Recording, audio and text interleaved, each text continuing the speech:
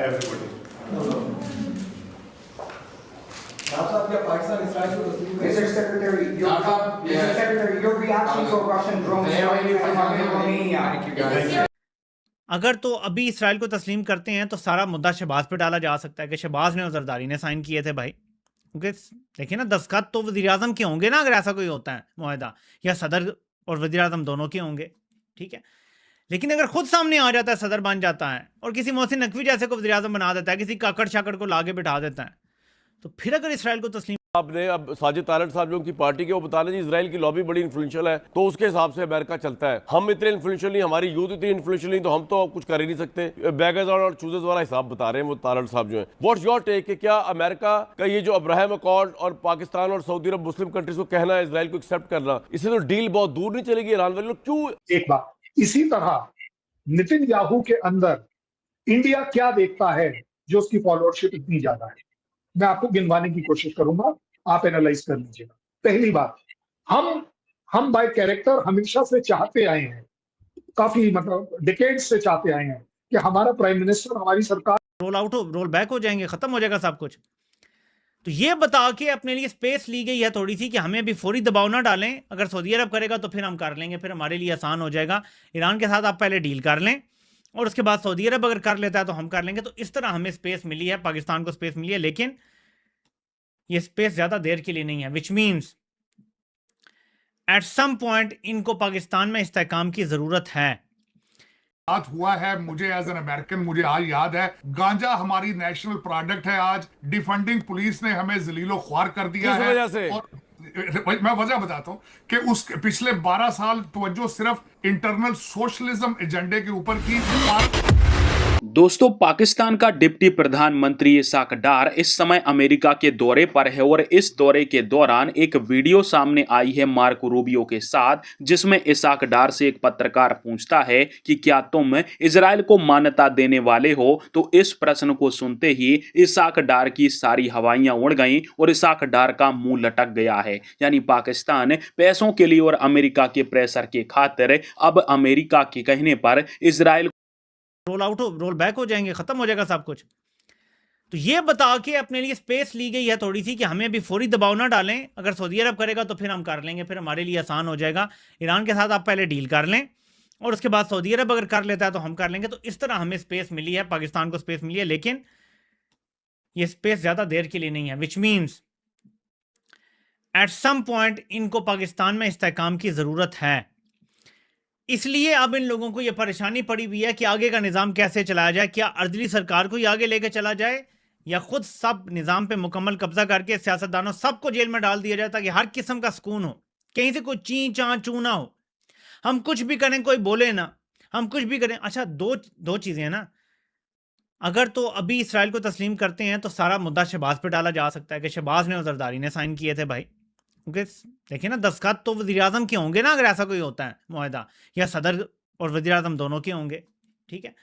लेकिन अगर खुद सामने आ जाता है, सदर बन जाता है और किसी मोहसिन नकवी जैसे को वज़ीर आज़म बना देता है, किसी काकड़ शाकड़ को लाके बिठा देता है, तो फिर अगर इसराइल को तस्लीम करना हुआ तो क्या होगा। तो मेरे ख्याल में 28वीं तरमीम भी इसीलिए रुक गई है कुछ अरसे के लिए, वरना ये मई के तीसरे हफ्ते में और चौथे हफ्ते में ये पास होनी थी हर हाल में। लेकिन अभी आपको पता है कि इसके ऊपर बातचीत रुक गई है।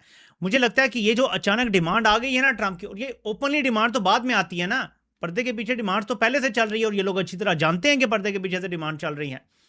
तो इस डिमांड को सामने रखते हुए इन लोगों ने 28वीं तरमीम को थोड़ा सा डिले कर दिया है और अब ये अपने ऑप्शंस पे गौर कर रहे हैं कि क्या इमरान खान के साथ कुछ मामला सेट किए जाएं और एक प्रेशर और बनाया जाएगा जी इमरान खान तो नहीं मानेगा। इस हवाले से पीटीआई के ऑफिशियल अकाउंट से एक ट्वीट भी होता है कि किसी सूरत अब्राहम अकॉर्ड को ज्वाइन नहीं करेंगे।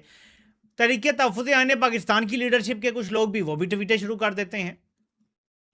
तो क्या आलमी प्रेशर को थोड़ा सा अपने ऊपर से टालने के लिए पीटीआई को भी स्पेस दी जाएगी, ये भी आने वाला वक्त बताएगा।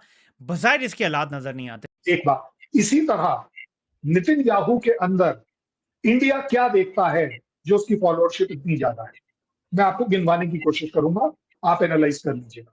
पहली बात, हम बाय कैरेक्टर हमेशा से चाहते आए हैं, काफी मतलब डिकेड्स से चाहते आए हैं कि हमारा प्राइम मिनिस्टर, हमारी सरकार बिल्कुल स्ट्रांग हो, तगड़ी हो। ठीक है, कुछ चीजें सही भी होंगी, कुछ चीजें गलत भी होंगी, इसलिए हम देखते हैं कि नितिन याहू में और हमारे प्राइम मिनिस्टर में एक सिमिलैरिटी हमें नजर आती है कैरेक्टर की, कि यस, वो अपनी कंट्री के लिए किसी भी हद तक जा सकते हैं, गलत और सही उसके बाद डिसाइड कर लें, किसी भी हद तक जा सकते हैं अपने कंट्री के ऑनर को बढ़ाने के लिए, प्रोटेक्ट करने के लिए। किसी भी सुपर पावर के सो कॉल्ड सुपर डिक्टेटर को आंख नहीं दिखा सकते, थप्पड़ मार सकते, चाहे कितने भी डिफरेंसेस हो, कितने भी यारे दोस्ती हो यूएस की और इजराइल की। लेकिन इजराइल का प्रेसिडेंट, प्राइम मिनिस्टर जब ये कहता है कि यूएस में have their own agenda and priorities, but Israel will never compromise, वगैरह वगैरह, हम उस प्रेसिडेंट, उस प्राइम मिनिस्टर के अंदर वो देख रहे हैं जिसकी हमारे अंदर चाह थी पिछले 10, 20, 40, 50 साल की, कि हमारा प्राइम मिनिस्टर टेररिज्म पर इतना लड़े, इतना अच्छा लड़े और स्ट्रेट स्टैंड रखे। लेकिन कल साहब देखिए मेरी बात सुने, देखिए मेरी बात सुने। नेतन्याहू की रेपुटेशन दुनिया में कुछ और है। उनकी रेपुटेशन Correct. ये है कि उन्होंने हजारों गजा के लोगों को कत्ल किया। ठीक है, सवाल ये है कि आप उन्हें क्यों पसंद करते हैं? क्या आप उन्हें इसलिए ना। पसंद करते हैं कि क्योंकि आप के यहाँ भी मुसलमानों को टाइट किया जाता है?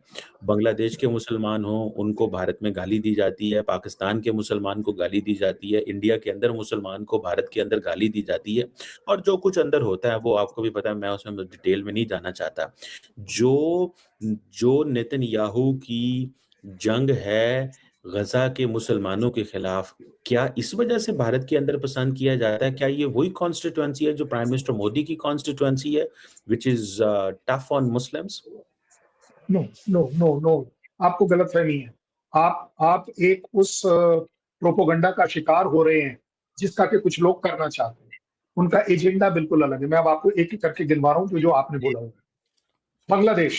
बांग्लादेश के साथ अगर हमारी किसी भी तरह से दुश्मनी होती तो हम उस देश को आजाद कराने के बाद उसको अपने साथ मिला सकते थे। ऐसा नहीं किया गया।